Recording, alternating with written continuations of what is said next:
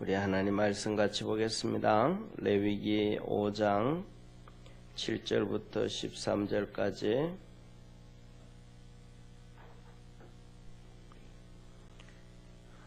레위기 5장 7절부터 13절까지 한 절씩 교독하겠습니다.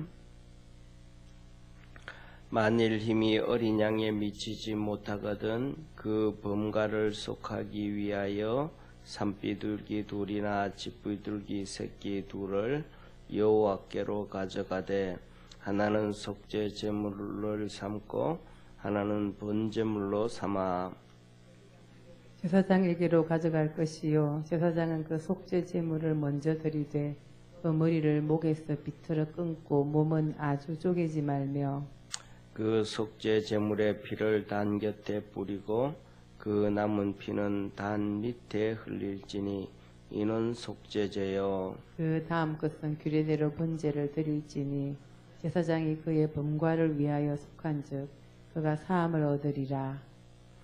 만일 힘이 산비둘기 둘이나 집비둘기 둘에도 미치지 못하거든 그 범가를 인하여 고운 가루 에바 10분 1을 예물로 가져가 속죄 제물로 드리되 이는 속죄제인즉 그 위에 기름을 붓지 말며 유향을 넣지 말고 그것을 제사장에게로 가져갈 것이요 제사장은 그것을 기념물로 한 웅큼을 취하여 단 위 여호와의 화제물 위에 불사를 지니 이는 속죄제라. 우리 13절 합독하겠습니다. 제사장이 그가 이 중에 하나를 범하여 얻은 허물을 위하여 속죄한즉 그가 사함을 얻으리라. 그 나머지는 속죄물같이 제사장에게 돌릴지니라. 아멘. 오늘 여기에 본 말씀 보면 이 속죄제에 대해서 말씀을 하면서 앞부분에 어제 말씀드렸던 것처럼 어떤 부분이냐 하면 잘못 보고 알고 듣고 한 그 증거에 대해서 우리가 굳이 크게 얘기하면 법정에서 증거를 하잖아요. 그 다음에 아주 사소하게 얘기하면 그냥 친구들끼리 만나서 이런저런 얘기를 하다가 보면 내가 그거 봤는데 내가 그거 들었는데 내가 그거에 대해서 알고 있는데 하면서 이런저런 얘기를 하게 된단 말이에요.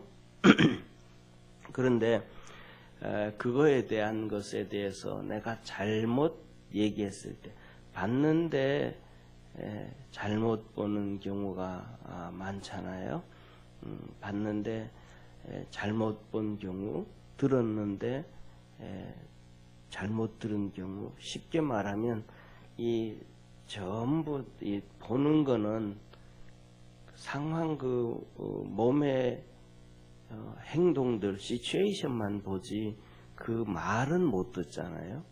그러다가 보니까 그 행동이 그거는 이런 모습이었어. 쉽게 말하면 그냥 이렇게 다정하게 둘이 팔짱을 끼고 가는데 그것이 예를 들어 가지고 영화 찍는 거였다, 무슨 행동이었다 이런 거였는데 그냥 별거 아니었는데 둘이는 그냥 사귀는 거래 이런 식으로 내가 봤어 그거는 이렇게 얘기한다 하게 된다든지, 그 다음에 또 얘기를 듣는 것 중에 전체 안 듣는 거 한두 막만 딱 들었다가 잘못 알고 있는 거라든지, 그 다음에 내가 지식에 대해서 그거 알고 있던 것이 나중에 봤더니 그게 잘못된 지식이었다든지 이런 것들에 대해서 나중에 깨닫게 되어졌을 때 그냥 그거 그냥 지나가는 일인데 하고 넘어가면 안 된다. 이게 속죄제다.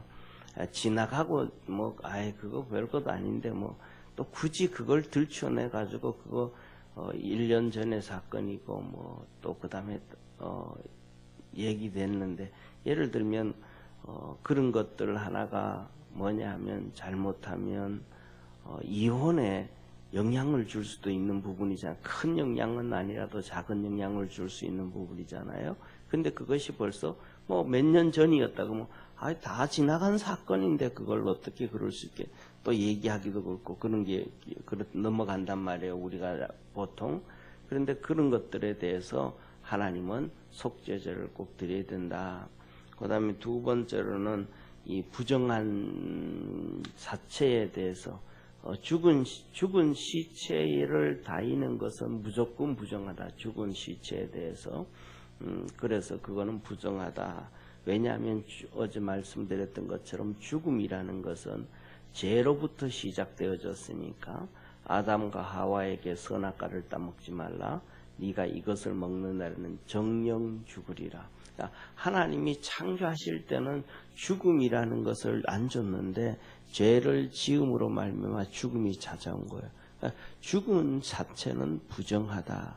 그래서 그런 것들. 그 다음에 또 이 부지 중에 사람의 부정에 대해서 이런 것들 말을 한다든지 이런 것들에 대해서 하나님께서 속죄제를 드리라.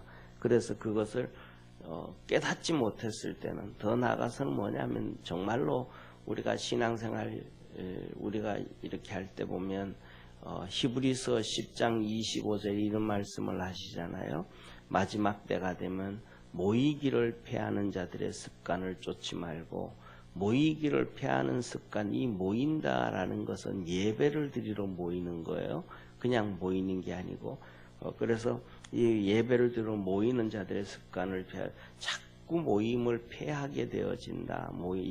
예배를 자꾸 안 드리게 되어진다. 더 나아가서는 뭐냐 하면 이런 얘기예요. 그건 뭐 꼭 굳이 교회 가서 예배 드려야 되고 하나님 믿어야 돼. 내가 그냥 집에서 혼자 예수님 믿고 혼자 믿음 생활하고 혼자 기도하고 혼자 성경 보고 혼자 이렇게 하면 되지. 이거는 잘못된 신앙이라는 거예요. 잘못된 신앙. 그래서 예배는 항상 모여서 예배를 드려야 된다 라고 얘기하는 거예요. 자, 그래서 뭐냐면 이 말을 뒤집으면 굳이 뭐 구약 성경 같으면 굳이 뭐 그 성전에 가가지고 짐승을 끌고 가가지고 거 가서 그냥 예배드려. 내가 힘든데 그냥 내 있는 자리에서 양 잡고 염소 잡고 그냥 그러고 끝내버리지. 또 나중에는 더 나가서 뭐 그런 것까지 그렇게 잡고 그냥 하나님 앞에 미안합니다 한마디 하면 되지. 이런 거란 말이에요. 그런데 중요한 것은 모이는 자들의 습관을 패하지 말고 이 말씀을 볼 때 예배를 드리러 자주 모이는 사람이 한마디로 말하면 더 믿음이 좋고 하나님의 은혜 안에 있다라고 해도 거의 뭐 틀린 말은 아니다라는 거예요. 왜냐하면 오늘 여기 본 말씀에 보면 너희가 깨달았을 때 그러니까 어떤 사람은 못 깨닫는 거예요. 죄를 지어놓고도 못 깨닫는 거예요. 그런데 작은 죄를 짓고도 여기에서 본 말씀 보면 친구하고도 얘기하다가도 내가 거짓말한 거, 내 지식이 잘못되어졌던 거, 거짓말한 건 아닌데 진짜라고 알고 얘기를 했는데 나중에 나중에 봤더니 그게 거짓말이 아니고 틀린 말이었다. 거짓말은 의도적으로 속이는 거잖아요. 그죠? 상대방을 의도적으로 속이는 게 거짓말이에요. 그런데 이거는 의도적으로 속이는 게 아니고 내가 알고 있는 진실을 얘기했는데 나중에 봤더니 그것이 진실이 아니고 가짜였더라. 내가 알고 있는 지식이 이게 진짜 지식인 줄 알았는데 나중에 봤더니 잘못된 지식이었더라. 이거는 거짓말이라기보다는 지식 전달을 잘못한 거죠. 내가 거기에 대한 충분한 지식을 갖지 못해서 그러니까 그렇게 되어졌을 때마다 하나님 앞에 나가서 번제를 드리고 속죄제를 드리니까 이런 것들을 깨닫는 사람일수록 하나님 앞에 자주 가서 예배를 드리는 거죠. 사람은 거의 대동소이하거든요. 그런데 더 중요한 것은 뭐냐면 진실만을 얘기하려고 하는 사람일수록 거짓을 얘기 덜 한단 말이에요. 그런데 그것을 깨닫는 사람은 덜 얘기하는 사람이 더 깨달아. 이거 내가 실수했네. 이거 더 잘 깨닫는단 말이에요. 근데 아예 거짓말을 하는, 진실을 얘기하려고 하지 않고 거짓말을 얘기하려고 하는 사람들은 나중에 상대방한테 그것 가지고 피해를 주고 난 다음에도 그것 가지고 뭐 그냥 장난친 건데 그걸 가지고 그렇게 얘기하냐고. 그냥 자기는 장난으로 넘어가 버리는 거예요. 이게 거기에 대해서 뭐냐면 회개하지 않는다는 거죠. 들통이 나도 회개하지 않고 들통이 나도 그러지 않는 거예요. 그러니까 이 사람들은 절대로 특징이 하나님 앞에 와서 회개하지 않는다는 거죠. 짐승을 가져오고 와서 하나님 앞에 번제를 드리고 속죄제를 드리고 회개하지 않는다는 거예요. 그러니까 이것에 대해서는 하나님께서 뭐냐 하면 용서함이 없는 것이고 또 사람에게 있어서는 그러니까 그만큼 더 깨닫지 못한. 그래서 어제 말씀을 드렸던 것처럼 이 하나님의 은혜 안에 있으면 은혜할수록 내가 죄인이라는 걸 더 알고 하나님께 더 나와서 기도하고 회개하고 예배를 더 많이 드리죠. 구약 성경에서 죄인이라는 것을 더 많이 알면 알수록 하나님 앞에 더 자주 나와서 이 예배를 드리는 것과 똑같다라는 사실입니다. 그래서 가장 중요한 것은 두 가지예요. 구약에서는 자기가 깨달았을 때 하나님 앞에 와서 예배를 드리고 이렇게 해요. 그 다음에 또 의식으로 하는 거예요. 의식으로. 욥처럼 잔치를 베풀고 난 다음에도 혹시 내가 죄를 짓지 않았을까? 내 아들들이 죄를 짓지 않았을까? 그래서 하나님 앞에 의식적으로 또 나오는 거예요. 그런데 오늘날 우리가 이제 예배 드릴 때 보면 첫째 중에 하나가 무의식적으로 나오는 경우가 우리는 그런 것들을 경계해야 된다. 무의식적으로 나와서 예배 드리고 무의식적으로 나와서 그냥 찬송을 하고 그냥 이렇게 하는 것들을 경계할 수 있는 그러한 믿음의 성도가 되기를 바랍니다. 그러면서 하나님이 어제 주신 말씀은 어린 양으로 드려든지 염소로 하나님 앞에 그렇게 드려라 그럽니다. 그런데 내가 우리 집의 능력이 양과 염소를 드릴 수 있는 능력이 없는 사람. 그러니까 양을 드리고 염소를 하나님 앞에서 잡아서 드린다라는 것은 어떻게든 모습 가운데서 상당히 우리나라는 농경문화고 또 이스라엘 백성은 목축문화니까 그 문화의 차이점은 있겠지만은 예를 들면 양을 드린다는 것은 그래도 좀 생활이 부자다 이 말이에요. 그런데 거기에 미치지 못하는 사람은 오늘 하나님께서 산비둘기 둘, 집비둘기 둘을 잡아서 해라. 산비둘기 둘, 집비둘기 둘을 잡는다 이 말은 뭐냐 하면 건강하고 젊다 이 말이에요. 건강하고 젊다. 산에 가서 비둘기를 잡을 정도로 힘이 있어야 되고 집에서 그러니까 가난하지만 건강한 사람.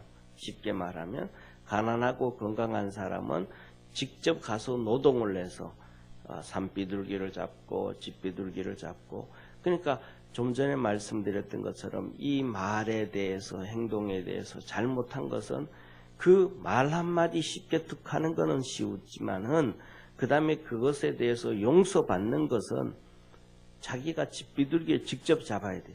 산비둘기를 직접 잡으러 가야 돼. 어렵고 힘든 일이 어렵고 힘든 일. 그 다음에 또 부자라고 해가지고도 양 한 마리, 염소 한 마리 이것을 하나님 앞에 잡으러 제가 회개를 위해서 잡는다는 것은 참 그거는 그런 거예요. 그러니까 쉽게 말하면서 하나님께서 하시는 말씀이 죄에 대한 벌은 그만큼 크다. 이걸 말씀을 해주시는 거예요. 그리고 그래서 그것은 갖다가 이제 가져가면 두 마리잖아요. 이게 왜 두 마리냐 하면 속죄제를 드릴 때는 양 한 마리라든지 염소 한 마리라든지 이것들은 좀 말씀드린 것처럼 이렇게 뭐랄까 그 안에 있는 것들은 크니까 내장이라든지 이런 것들은 번제로 태워 드릴 수 있고 그 다음에 나머지는 또 제사장 몫이 되어지고 소제를 드리고 이렇게 되어지는데 이것은 비둘기는 작으니까 그것을 배를 갈라가지고 기름을 떼내고 뭘 떼내서 그것은 바로 불로 번제로 드리고 이거는 이렇게 할 수 있는 이 크기가 작아서 안 되는 거예요. 그러니까 크기가 작아서 안 되니까 두 마리를 따로 해서 한 마리는 이 목을 이렇게 비틀어서 끊으라는 거. 비틀어서 목을. 그러니까 이 제사장이 참 어려운 거예요. 쉽게 말하면 목을 이렇게 비틀어서 목과 머리와 이 몸뚱이를 떼어야 되니까 살아있는 걸. 그러니까 정말로 쉽지가 않죠, 그죠? 그러니까 그렇게 목을 이렇게 끊어서 떼어서 피를 받고 이 배는 가르지 말라 그래요. 배는 가르지 말라. 그런데 그래서 그 피를 받아서 단 곁에 뿌리고 나머지는 밑에 다 쏟아라 그렇게 얘기를 하셔요. 그런데 이 부분에 대해서 우리가 보면 이러한 하나님 앞에 제사를 드리는 것은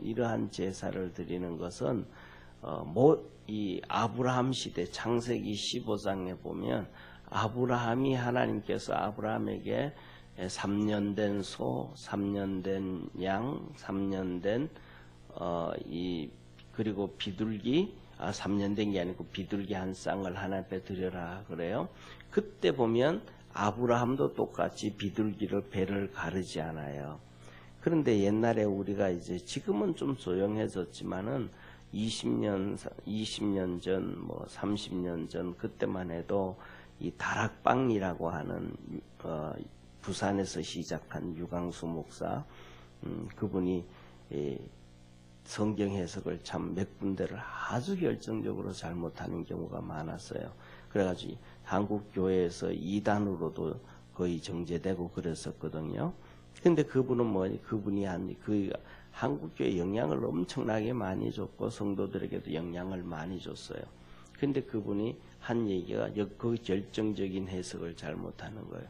아브라함이 이 비둘기 배를 가르지 않아서 그 후손들이 400년 동안 종살이했다. 말도 안 되는 해석을 한 거예요. 원래 비둘기는 배를 안 가르는 거예요. 원래. 그래서 여기서도 보면 이 비둘기는 그렇게 해서 하나는 속죄 제물로 드리고 하나는 번제로 드리라. 그래서 그 다음에 두 번째로는 그런데 중요한 건 있잖아요. 보세요. 이 비둘기를 드릴 수 없는 사람이 또 있어요. 비둘기도 드릴 수 없는 사람. 이 사람들은 누구냐 하면 가난한데 노약자예요. 그러니까 가난하면서도 노약자들은 아프니까 산에 가서 또 들에 가서 산비둘기, 집비둘기 2마리 잡을 힘도 없는 거예요. 가난하니까. 이분들에게는 여기에서 뭐라고 말씀한 이런 사람들은 고운 가루라는 것은 비싼 거거든요. 예를 들면 우리나라에서 얘기하면 뭐 밀가루 같은 경우에도 요새는 다 좋은 거지만은 옛날에는 좋은 게 있고 안 좋은 게 있었잖아요. 가루 중에서도요. 그러니까 이 고운 가루는 좋은 거예요. 좋은 거. 그러니까 좋은 거 에바 10분의 1이니까 2리터 정도 되는 거예요. 2리터 정도 되는 거예요. 그러니까 물병, 페트병 2리터 있잖아요. 그 정도 되는 거예요. 페트병 2리터 정도. 그러면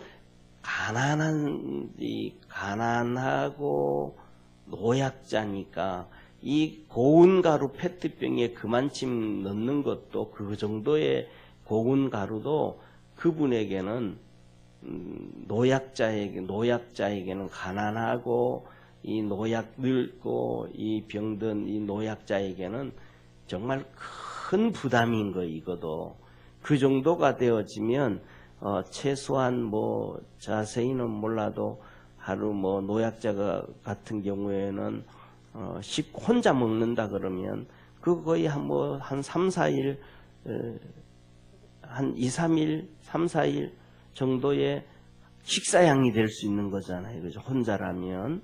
그런데 그것을 그만침 가지고 가서 하나님 앞에 가서 이렇게 속죄제로 드려라. 그래서 그것을 취하면 제사장이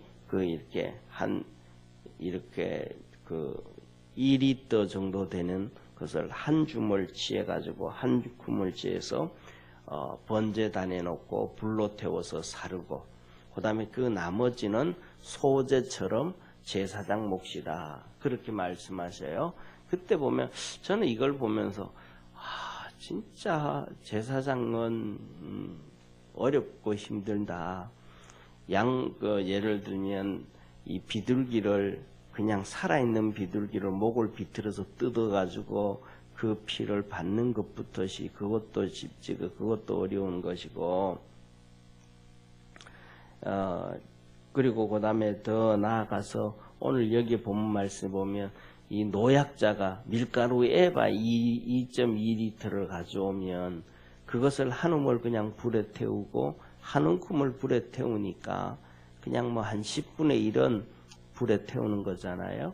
그리고 나머지는 그 고운 가루를 제사장 몫으로 하는 거. 그런데 그 제사장이 부자가 갖다 주는 거면 부담 없을 텐데, 정말로 노약자가 그걸 가져오면 어쩌면 그렇게 하나님 앞에서 제사를 드리고 나면 어쩌면 하루 한 끼씩이라도 굶어야 되는 게 그 사람의 모습이잖아요.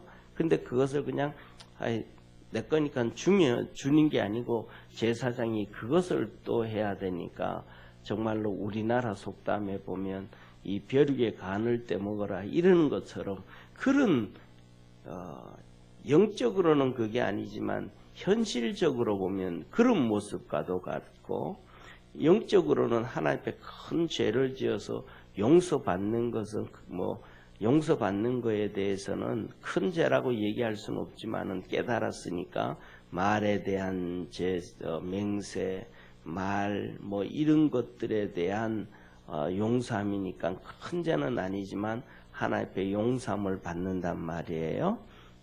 그런 것을 볼 때 영적으로는 하나님 앞에 용서함을 받았지만은 육신적으로 볼 때는 제사장들이 정말로 이런 참 힘든 이런 모습을 보여준단 말이에요. 그래서 하나님이 이러한 말씀을 하시는 이유와 목적은 하여튼 큰 죄든지 작은 죄든지 죄짓지 말고, 말로 죄짓지 말고 지식으로, 그 다음에 네가 본 것에 대해서도 분명히 확인하고 난 다음에 얘기를 해라. 살아가는데 한마디로 말하면 너는 하나님의 형상과 모양으로 지음을 받았으니까 고의가 아니라 할지라도 죄짓지 말라. 진실만을 얘기해라. 사실만을 얘기하고 살아라. 그 얘기를 하시는 거예요. 그리고 어제 말씀드린 것처럼 이러한 모습들은 쉽게 말하면 우리가 하나님 앞에서 정말로 율법으로는 구원을 받을 수 없다는 것. 그리고 깨달았는 것은 이렇게 할 수 있지만 우리가 살아가면서 깨닫지 못한 것들도 너무 많을 수 있잖아요. 하나님 앞에 실수하고 죄짓고 사람 앞에서도 실수하고 죄짓고 허물이 너무 많은데 그것을 깨닫지 못하는 경우도 너무 많단 말이에요. 그러니까 깨닫지 못한 것은 하나님 앞에 용서를 구하지를 못했단 말이에요. 그러니까 이 율법을 통해서 하나님이 우리에게 하시는 핵심적인 것은 하나님의 은혜가 아니면 살 수 없다. 우리는 정말로 하나님 앞에서 은혜 받고 은혜 입고 살아야 된다라는 것을 말씀을 해줍니다. 오늘도 그리스도 안에서 이러한 믿음으로 승리하는 우리 모든 성도 되길 주의 이름으로 축원합니다. 기도드리겠습니다. 전능하신 하나님 아버지, 오늘도 우리를 지켜주시고 붙잡아 주시고 함께 하셔서 감사합니다. 하나님은 은혜로우신 분이라서 가난한 사람도 노약자도 주님 앞에 나와 용서함을 받고 은혜 받을 수 있는 길들을 다 열어주셨습니다. 우리 모든 믿음의 성도들이 그 하나님의 은혜 안에 들어가서 살아가는 복된 성도들 되게 하옵시고, 이 거짓에 잡히고 악한 것에 잡히고 그것은 사단에게 잡힌 것임을 우리에게 가르쳐주고 말씀해 주셨습니다. 하나님의 은혜로 사는 축복의 성도들 되게 하옵시고, 오늘도 하나님 앞에 기도하고 나아갈 때 하나님께서 은혜의 문을 열어주시고 함께 동행해 주셔서 승리하는 복된 성도들 되게 하옵소서. 오늘도 하나님 앞에 신동숙 권사님 감사헌금 드립니다. 언제나 힘과 위로가 되신 하나님께 감사하며 드리오니 우리 주님 함께하여 주시고 위로하여 주시고 항상 주님의 은혜 안에서 살도록 강건한 복을 더해 주옵소서. 성령의 충만함으로 함께하옵소서. 우리 민장로님 더욱더 주님께서 능력의 팔로 일으켜 세워주시고 하나님의 도우심 가운데 살도록 은총 내리시옵소서. 우리를 구원해 주신 예수님의 이름으로 기도드립니다. 아멘.